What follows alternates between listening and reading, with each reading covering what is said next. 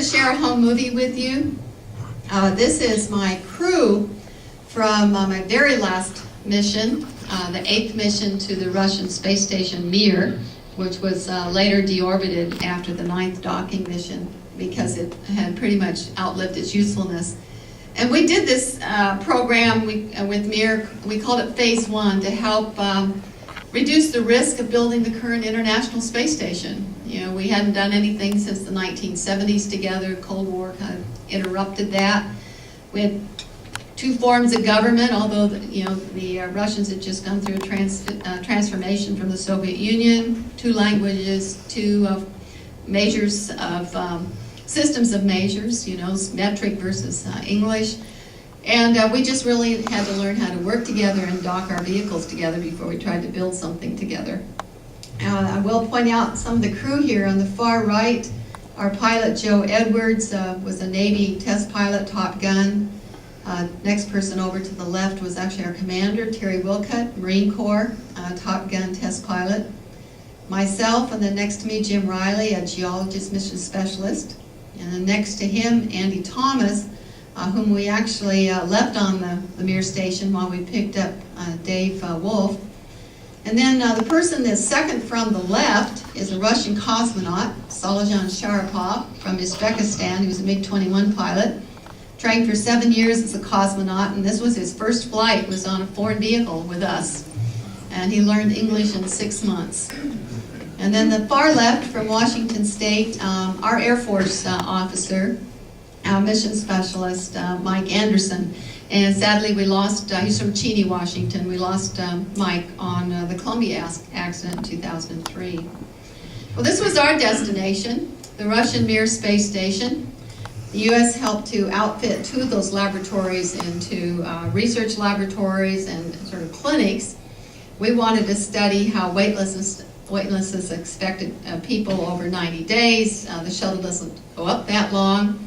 The Russians wanted to bring hardware back down to the ground. They didn't have any way to do it, so it was a real good joint mission. As you'll see in the film I'm going to show you, there's that orange piece at the top there. That was a docking adapter we took up on one of the shuttle flights, and that allowed the shuttle to dock. And then the vehicle that's kind of in the center there with the 2 solar arrays, that's the Russian Soyuz. That's how they launch people from Kazakhstan. So now I'm going to do a home movie here. We'll make sure it runs. And I'll explain to you what I'm seeing. Everybody still can see okay? Do we need to lower the lights at all? No. Fine, great. Okay, so this is a home movie. That means that the crew makes it, and you have to be a little careful sometimes. We're not perfect in our composition or exposure, but we like to put these stories together. First of all, we put on launch and entry suits. These are very much like they flew on the SR-71s. And we can bail out in them. They're water survival suits, although, quite frankly, if it's wintertime and you're bailing out close to the Arctic, you probably don't have a long time to survive down there.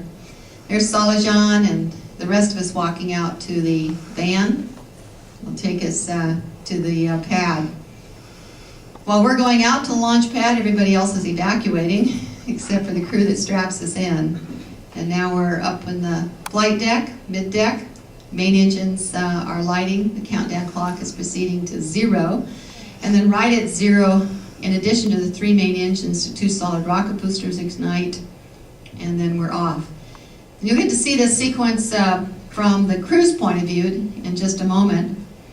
The 2 solid rocket boosters, those big bright boosters on either side, actually burn out after 2 minutes, and then we jettison them, and they fall back into the Atlantic on parachutes, and we pick those up by boat and reuse them. And then we continue another 6 minutes with the main engines. So you can see, right now you're going to see those 2 SRBs jettison, and then we'll continue to orbit. So let's back up on the launch pad. You're on your back, you're looking forward. You can see the computer screens up there, 4 crew members. This camera is Velcroed right between the 2 back windows. You'll see clouds going by the windows in front there, and it's all being lit up by our exhaust. We're probably real close to the speed of sound right now. All the noise is behind us, just like it is in a lot of airplanes too. And SRBs separate. Well, we get to orbit, we have to open the payload bay doors. They're lined with radiating material that rejects the heat out into deep space. And for 2 days, we're going to catch up to Mir. In the meantime, we've opened up our laboratory in the payload bay of the shuttle, and we're going to start doing some of the experiments that we have on board. We had 23 science and technology experiments, in addition to the docking and the cargo we'll take over to Mir. Among those experiments is a rack of equipment from Japan, you'll see in a moment, called the Real-Time Radiation Monitoring Device. And I'm setting it up here along with Mike. There was a whole group of Japanese scientists in mission control and in Florida monitoring this data. And we're actually looking at cosmic rays that are coming in towards the Earth around the tip of South America, because there's a little bit of a defect in our electromagnetic field there, so you have higher flux coming in. And it's called the South Atlantic Anomaly for a reason, and we're measuring that. And then on the other wall over there, those spherical devices are called Bonner balls, and they're filled with detectors looking at the flux of the cosmic rays and materials that might protect humans on their way to Mars. We had a digital Nikon camera mounted, and it was being commanded by middle school students across the country. And back in the lab, we'd asked Jim, who was our onboard geologist, mission specialist, to work an experiment from the University of Colorado in Boulder in the civil engineering department. And this is looking at soils that behave as though they're weightless in earthquakes. That's why the buildings just fall over. And the only way they can really simulate that is in a real weightless environment. Well, about the second day, we start catching up with the Mir. Now we got to remember, we're both traveling 17,500 miles per hour. And Terry's going to fly up underneath the Mir. That's a computer simulation there. And he's flying right now. He's looking out those overhead windows. He's got 2 joysticks controlling attitude and roll and pitch and yaw. And all 7 of us are working. We've got someone with a laser rangefinder out the window looking at closing distance. I'm sitting in the pilot's seat. I'm working some displays. So is Joe. And as soon as we dock, we close some latches, and then we start pulling the vehicles together. Now the atmosphere inside both the shuttle and the station is just like this room. It's sea level, and it's the same air mix we've got right here, oxygen, nitrogen. So it's 14.7 psi. It may be a little bit difference in pressure, so we equalize it before we open the hatch. And now Terry's opening that hatch. On the other side of the hatch are 2 cosmonauts and an American astronaut that have been up there for 90 days without any visitors. We're their first visitors. And we're bringing mail from home and fresh food. And that's Anatoly Soloviev. He's the commander. I actually trained with Anatoly. I trained for 13 months in Russia. I was a backup to the first American on a Soyuz. So he was taking his 5th and last flight on this mission. And back behind him is the flight engineer, Pavel Vinogradov, and Pavel was on his first mission. Anatoly and his family and I were in the same apartment building there at Star City. And then finally Dave Wolf comes through, and Dave's real happy to be coming home. So we're going to stay docked about 5 days. You'll see the Russian-American flags in the back there, and we're exchanging gifts. This was broadcast to both countries. And now you'll see the inside of the Mir. Of course, this is not coming to any museum because it was intentionally burned up in the Earth's atmosphere. But you can see how crowded it is with the bags bungeed and strapped to the walls. And, you know, it was there for 2 reasons. First of all, they couldn't jettison it outside if it was scrap because that's orbital debris, and there's treaties against that. And if it were real scrap, they could put it in a Progress vehicle, which would burn up. But most of it was real stuff they wanted back, and so we would bring a couple thousand pounds back on each shuttle flight in the labs we had there. Those tubes that look like dryer ducting, they almost were, except they were helping to exchange air around their station. If you didn't have fans moving the oxygen around, you'd actually asphyxiate because there is no natural convection, nothing to really move the air around. Now on the shuttle in our station, most of those tubes are behind the walls, so I encourage you to go into the space exhibit tomorrow. We have a full-size U.S. Destiny laboratory you can walk through and just take a look at the difference in the laboratories. Well, we're back in the control module in that picture, and now we're in the research module called Spectra. Of course, you're floating through the station and you don't know where the Earth is. You don't know where the real up and down is, so you kind of reorient yourself. You're floating. It looks like people are standing up, but actually they have their feet in little loops on the floor so they don't float away. Lots of Velcro helps too. Back in our space hab, we're taking cargo over to the Mir. Those are about 200-pound bags floating there. And then we have Andy packing up an experiment to take to Mir, and these are human breast cancer cells that'll be allowed to combine into a single tumor over the next 90 days. And it's a three-dimensional tumor. You try to do that on Earth and it creates a pancake. And the medicines you use do care about geometry when they're used in cancer.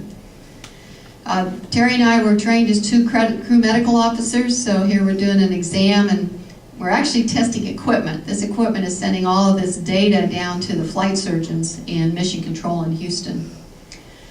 Well, after 5 dock days, that's about the 7th day of the mission, we close the hatch and then very carefully undock, because undocking is just as critical as docking. It's not like flying an airplane where you push the throttle forward and you go faster. You push the throttle forward in space and you go higher. So you have to train to operate into the laws of orbital mechanics. It's not always intuitive. Backing away from a vehicle, you do very carefully. And we backed away to about 80 feet and then flew twice around it, took pictures of all of the surfaces, looked at the solar rays and the penetrations by micrometeoroids and any damage, looked at the discoloration on the thermal blankets and paints on the station, looked at the effects of ultraviolet light, and then all those pictures were brought back and cataloged by the Boeing company, because they were the primary company, the contractor for building the International Space Station that's up there right now. And we also shared it, of course, with the Russians, because it was their vehicle and they're part of the International Space Station. And there's some good pictures at the museum that show, by the way, and I'll show some here too, about what that International Space Station looks like right now. So we got some good views of the Mir as before we backed away, and we did fire our jets and it became a star, and we had about a day and a half left to finish everything else. So Mike's now working on an experiment that was later, it's a Canadian experiment called Space Vision System that was later used with the robotic arm to help build the International Space Station without having to look out the window. These are synthetic vision systems. How much do you weigh if you can't stand on a scale? You're floating? Well, you measure mass instead. This is a classical high school physics experiment. This experiment was from West Germany. We flew 2 sword-tailed guppies that were pregnant, and they gave birth on orbit. You can see all the little guppies there. But you notice they're not schooling. They're not flying in formation because their vestibular systems haven't developed properly. So they really don't know where up or down or all together is. It's kind of an interesting experiment. Looking out the window is one of our favorite hobbies. Exercise is important. Joe's actually strapped into this bicycle so he can pedal it, but we have to keep our cardiovascular health up because you're not really working the body in a weightless environment. Every time we're up the window, we're taking pictures of the Earth, studying it, taking geography, oceanography, and meteorology as part of our training. Joe's hanging from the ceiling, sending an email back to his wife, something the Apollo astronauts didn't have a chance to do. And Mike's coming down with the daily teleprinter mail. So Mike and Joe did a home movie for the kids back home. These are M&Ms on the fly. It's a physics experiment. And any liquid in a weightless environment is going to create a sphere, whether it's coffee or water or wine or strawberry Kool-Aid. Or fuel in your fuel tanks. Can you imagine always having your fuel being little globs? How do you get it to burn in the engine? So we actually do some experiments on board to help us design systems for space as well. We look at surface tension. And when you're done with these very simple experiments, of course, you can drink them.